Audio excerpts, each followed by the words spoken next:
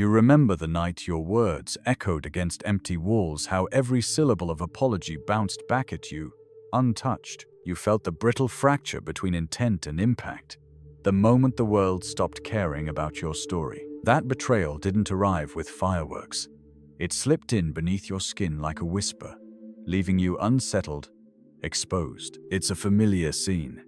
You lean forward, waiting for acknowledgement, and all you hear is silence. They didn't see you, because you hadn't yet learned to make them feel seen through absence, through stillness. You've chased validation like a moth to a flame, only to discover your own wings singed by desperation.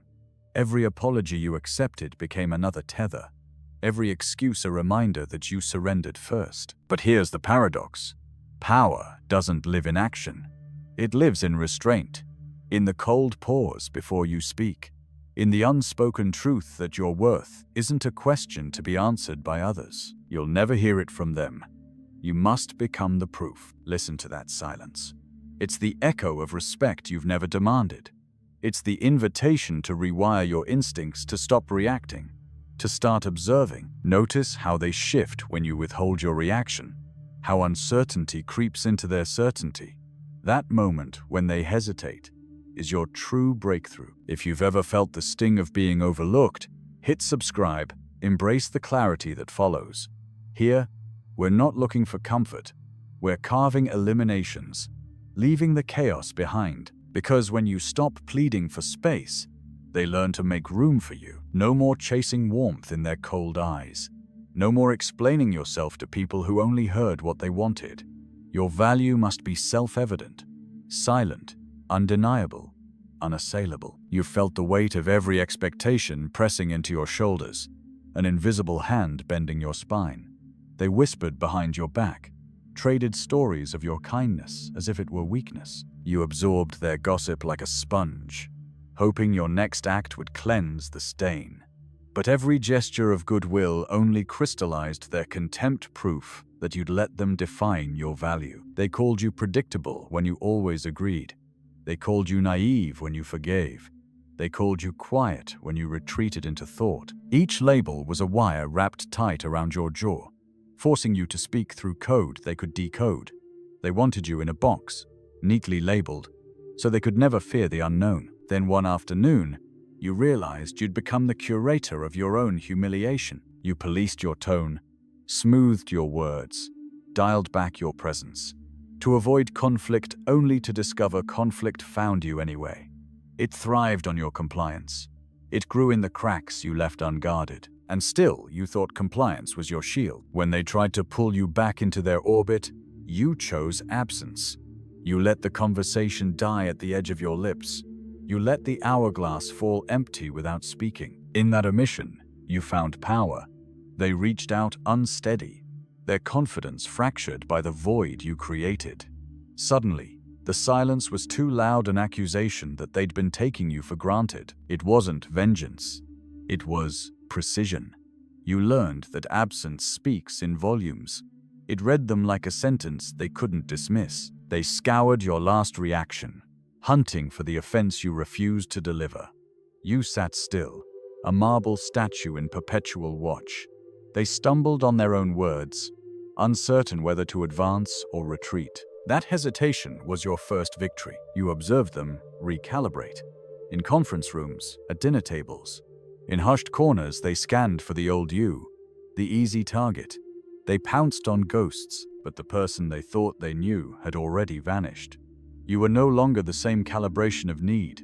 You were the anomaly they couldn't predict. When you reappeared, it wasn't with fanfare. It was a quiet re-entry, like mist seeping back into a room they'd declared emptied. You didn't explain your absence. You didn't apologize for your silence. You simply re-established boundaries with the artistry of someone who'd rehearsed the choreography of detachment. They noticed the shift before your first word slipped from your lips. Conversations became uneven, your responses measured, each word bearing weight they couldn't ignore. You traded verbosity for bullet points of meaning. You eliminated the filler, the small talk, the pleasantries they wielded as social currency. They learned that engaging you required intent, or risk wandering into a cold void. They hesitated, expecting the old reassurance, the easy ascent into your empathy. By the time they realized they were negotiating with someone else, it was too late. You weren't the kind soul they could manipulate with flattery or guilt. You were a quiet operator, a strategist in human form. You'd mastered the art of speaking only when your words would perforate the air, when they would illuminate truths they'd rather ignore. Yet power without compassion is hollow. Not that you'd flood them with warmth that was exactly the trap you'd escaped, but you recognized that mercy, granted on your terms, carried more weight than fury unleashed without purpose. They could see it in the stillness of your gaze, the unhurried cadence of your breath. It looked like calm. They didn't know whether to approach or withdraw, and so they stayed, caught in the friction of your indifference. They longed for the old contact and exchange of emotion they'd once taken for granted. Now they studied your silence as if it were scripture. They deconstructed your pattern, seeking loopholes. But by then, your habits were your armor. Each pause a shield, each absence a blade, honed to cut through their assumptions. This is the first habit. Weaponize your withdrawal. Do not vanish in panic. Withdraw with purpose. Let your absence prompt the questions they never asked when you were present. Let them scramble in your void. They'll realize, too late, that the one who disappeared was the one they needed to define themselves. Now, they have nothing to define you by. You recognize the hunger in their eyes when you lean back into silence.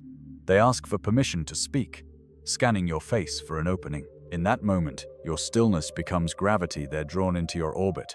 Unsure if they'll collide or float away, they mistaken your calm for consent. But you wield that quiet like a scalpel, cutting through their scripts, their rehearsed narratives. They talk faster, trip over their words, expose intentions they meant to keep buried. Silence is not absence. It is interrogation without sound. They learned to fear your interruptions, but they had never feared your absence. Now every pause you own is a demand unspoken yet undeniable. You let the weight of expectations settle on them. You watch them squirm, as though the space between words contained a trap. They claw at your gaze, seeking reassurance, forgiveness, validation. You withhold all three. When they finally choose their words, they spill truths you only needed to witness to understand. You don't need to speak. They become your informants. In negotiations, you sit back. You let them fill the void with concessions. They volunteer their weaknesses while chasing your reaction. You remain inert, a monolith of indifference, and they stumble on their own greed. They offer more than you asked.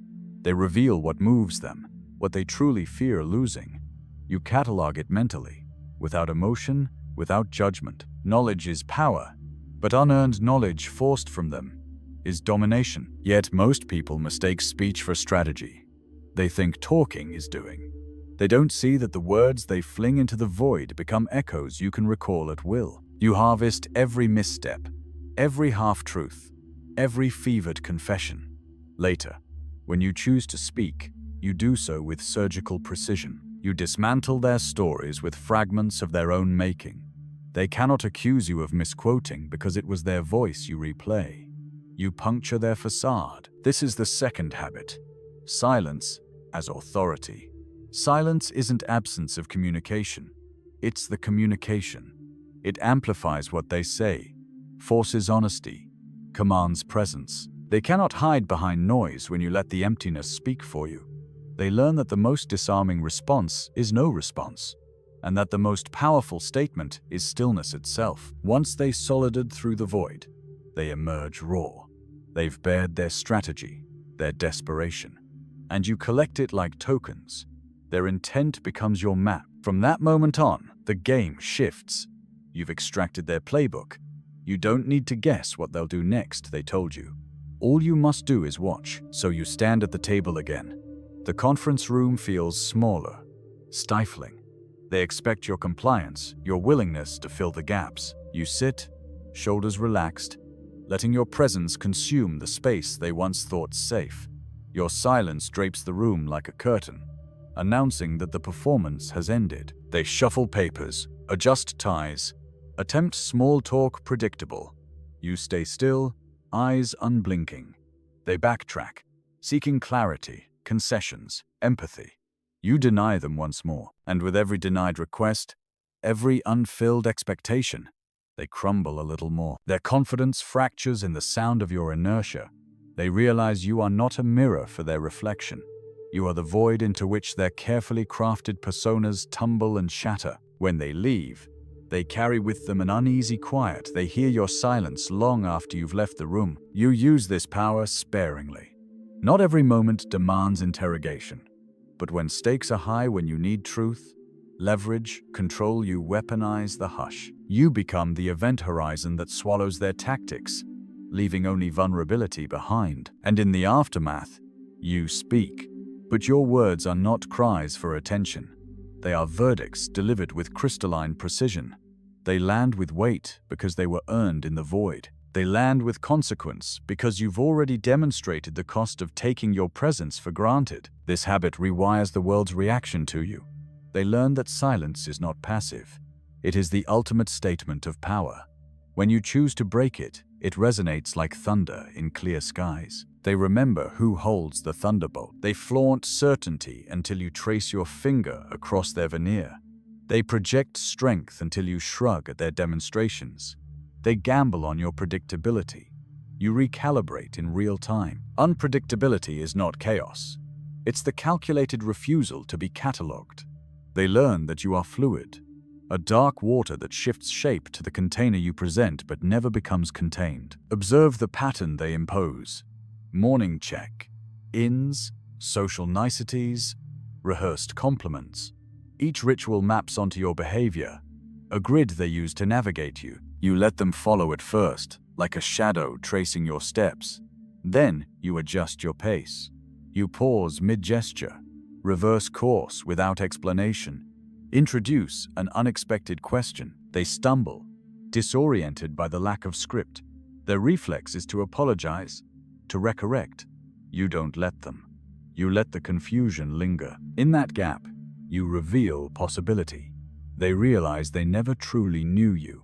Their assumptions become liabilities. They hedge their language, speak with qualifiers, search your face for hidden rules. You nod occasionally, remain blank at other times.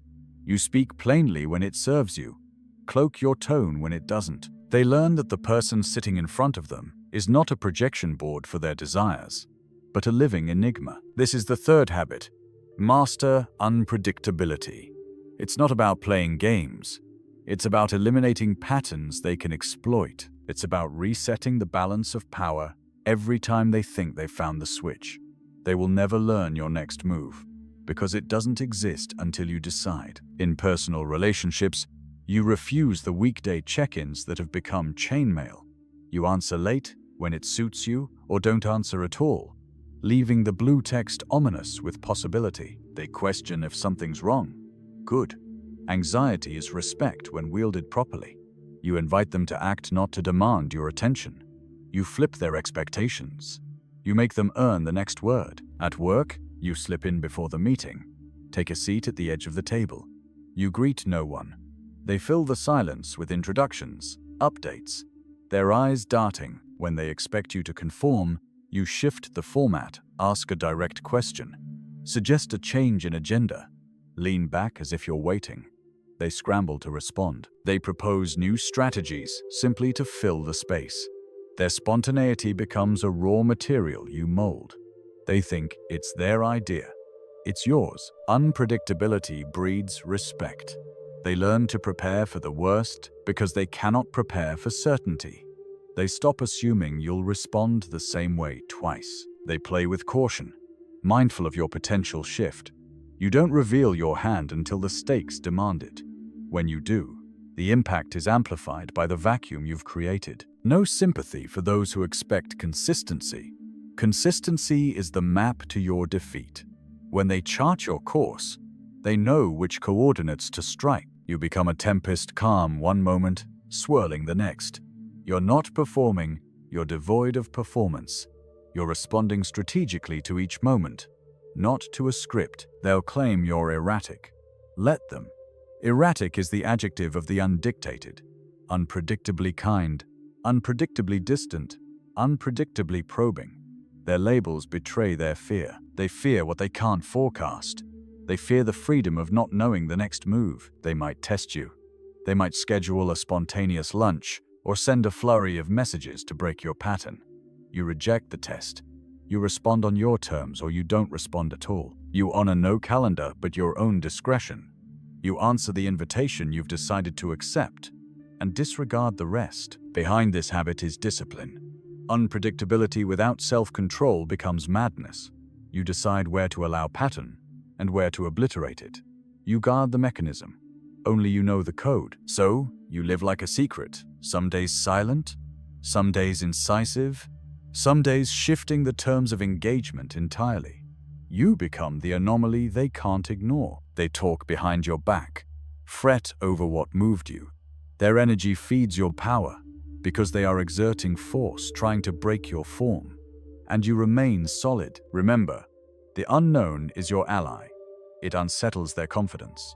It forces them to negotiate with the real you, in real time, on your terms. They learn that any victory they thought they won was just a mirage in your shifting landscape. They paint your past as a roadmap to your future, spelling out every flaw as prophecy.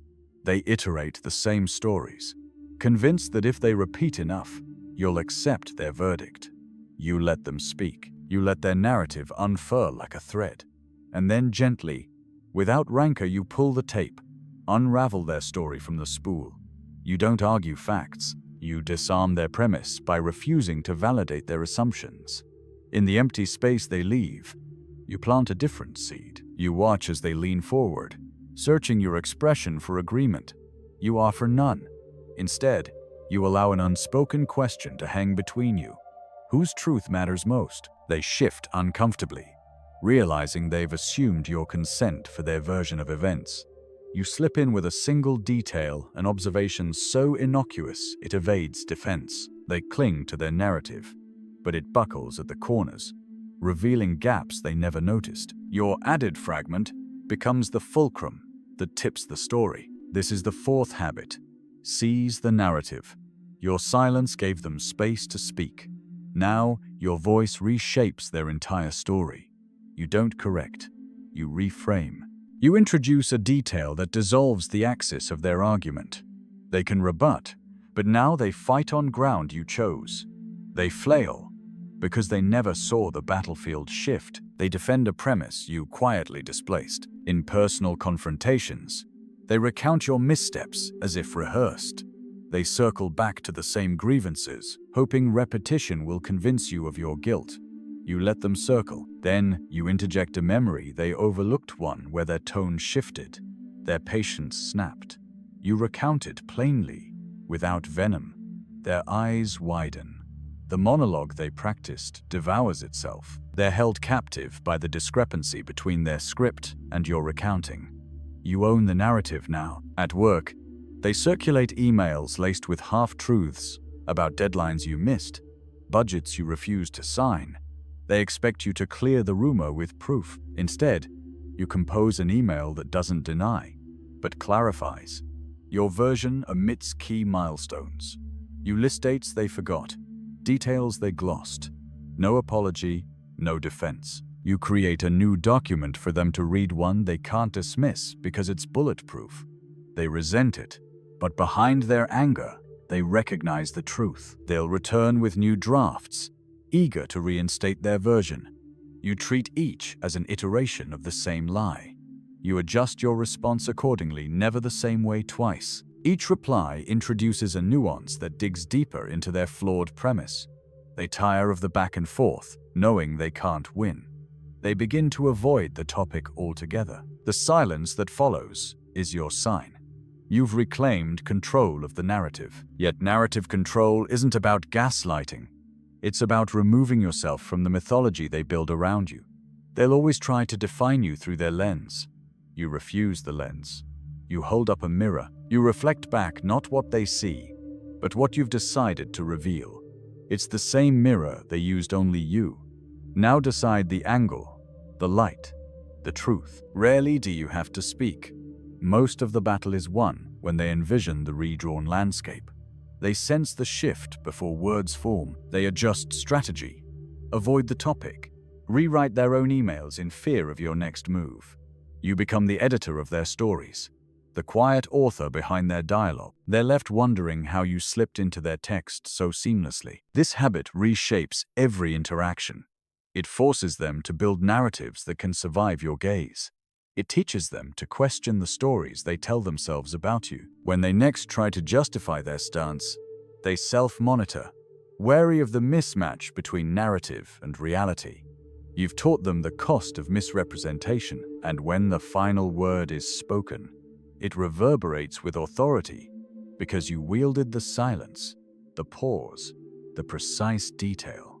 You turned their own narrative into your tool. They learned, at your expense, that control of the story is the purest form of power. They leaned on your generosity like it was their birthright, expecting your time and attention to be as easy as breathing.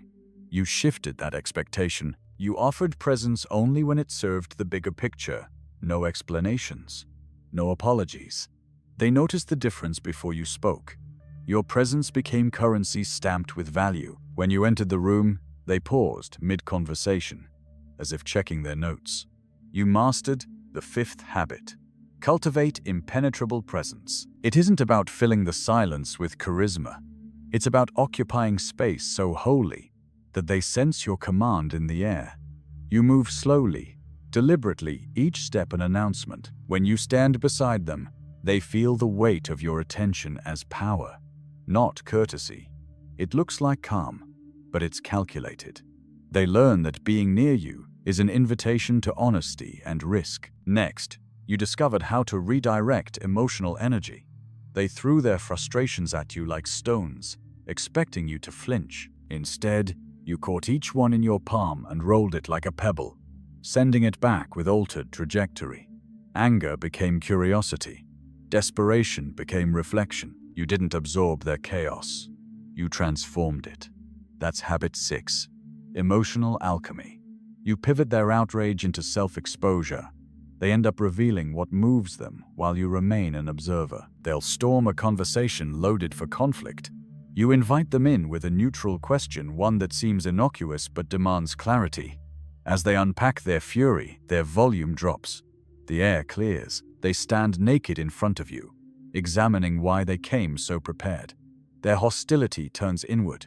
You never raised your voice. You simply redirected their storm to reveal its eye. Then came the art of calibrated generosity. You ceased giving freely.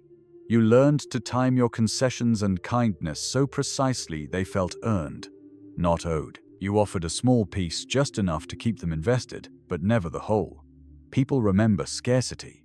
They replay that single act of generosity, wondering when they'll earn the next. That's habit 7. Generosity on your schedule. You decided who merited your goodwill, and when. They began to compete for permission, rather than assume it. In friendship and business, you stopped gifting your approval. You filtered favors through your discretion. When you did grant them, it wasn't as thanks for loyalty. It was as a test of alignment. They responded with gratitude or retreated. Either way, you learned who valued your favor most and could leverage that respect later. Habit 8 is owning the context.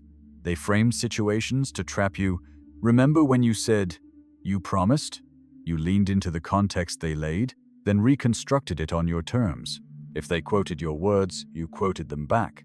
But in a reframed scenario, in that moment, the challenge was different. You shifted the stage. They fought to reset the scene but found the backdrop you chose more vivid, irrefutable. They couldn't dispute the new coordinates. You remapped reality. It wasn't deception. It was precision. You didn't lie. You controlled which facts mattered. You edited the screenplay to highlight your strength, not their plot. They walked away second-guessing the scene they thought they directed. Finally, you embraced paradoxical resonance. You spoke in contradictions that drew them close. You admitted vulnerabilities that exposed your indifference. You showed confidence that hinted at restraint. They leaned in, trying to find balance in your dissonance. That imbalance becomes magnetism. That's habit 9. Speak in paradox to command attention. A person who never yields yet never attacks becomes an enigma, a force they must engage. They'll call you cold for admitting fragility. They'll call you aggressive for holding back. Every label you absorb only confirms your power. You break the binary they cling to. You exist between extremes, and they can't predict which side you'll inhabit next. You've sharpened these habits into rhythm, presence, alchemy, generosity, context, paradox. They interlock, forming a code no one else can crack. You are the variable they must solve for, but never will. They tested every barrier you erected, pressed on your limits, probed for soft spots, baited you to react. But you mastered the art of preemptive departure. You learned to map the emotional distance you needed before any confrontation, a zone where you could observe without being observed, decide without being pressed. They never saw it coming. One moment you were there, the next, you were gone. They felt the echo of your absence before the space opened. This was the crucible for Habit 10. Engineer your exit, not in panic, but with intention. You don't flee when threatened. You withdraw on your terms. You pause the conversation at its apex, slip from the scene like a shadow dissolving into the dusk. They search for you in the room, the call, the message thread, but you're already crafting the next chapter beyond their reach. You own the beginning and the end. They'll mistake your departure for defeat, believing they've won when you recede. They'll chatter behind your back that you bottled it, that you ran. Let them. Each moment you step back is a silent demand.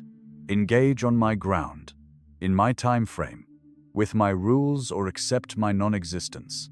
The cost of entry becomes uncertainty. They learn that to keep you present, they must honor your boundaries, respect your pace. Otherwise, their world loses its axis. In relationships, you close the call before the resentment peaks. You leave the room before the accusation can form.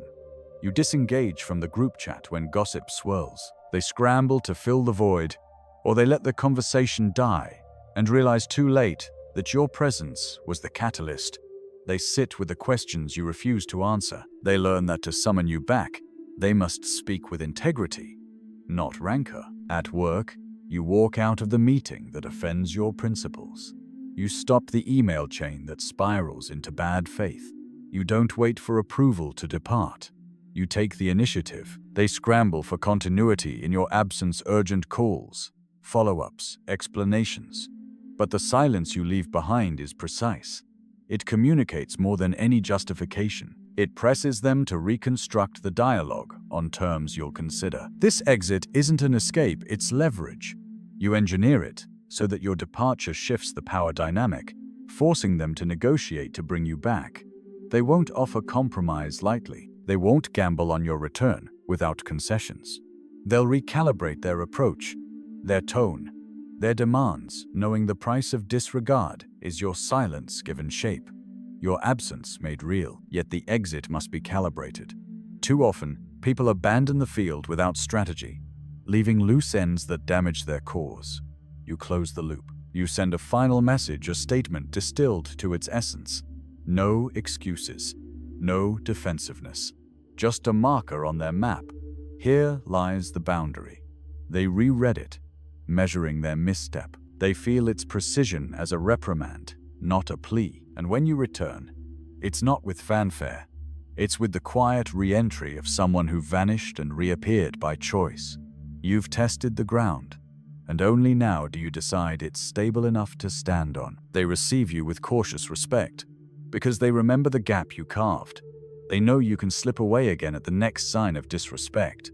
They measure their words, their requests, their tone. This habit binds all the others. Absence weaponized, silence wielded, unpredictability mastered, narrative seized, presence cultivated, emotions transmuted, generosity timed, context owned, paradox spoken, and now the engineered exit. Together they form a cycle. You enter to observe, you shift the terrain, you withdraw to command. Each movement recalibrates their expectations and reinforces your dominion over the relationship. Embrace this exit not as surrender, but as the final assertion of self-sovereignty. You define when the encounter ends. They beg for your audience, or accept the void you've carved. Either way, You remain unshakable, untouchable in presence, unassailable in absence. They thought power was a trophy to chase, a title to be earned once, then brandished like armor. They were wrong. Power is a pulse beneath your skin, a rhythm of restraint and release, presence and vanishing. You are not seeking to conquer them. You are reclaiming the territory you abandoned the moment you begged for mercy. They will never owe you what they never gave, but they will fear what you refuse to owe them. Explanation, apology, surrender. When the last word is spoken, it won't be a flourish or a promise. It will be the quiet click of a door you shut behind yourself, leaving questions to echo in the rooms you once filled. They will replay your silences, your calibrated generosity, your sudden departures, trying to grasp the pattern you never supplied. In that endless loop of analysis, they become prisoners of their own expectations, frozen before the threshold you defined. There is no redemption here, no final embrace. Only the ruthless clarity that your value isn't a gift to be granted or revoked, it simply is. You've become the proof they couldn't manufacture, the truth they couldn't deny. In the space between absence and return, you exist as the axis on which their world turns, and they have no choice but to orbit your gravity. If you're ready to leave the chaos behind, hit subscribe below and step into the silence where real power lives.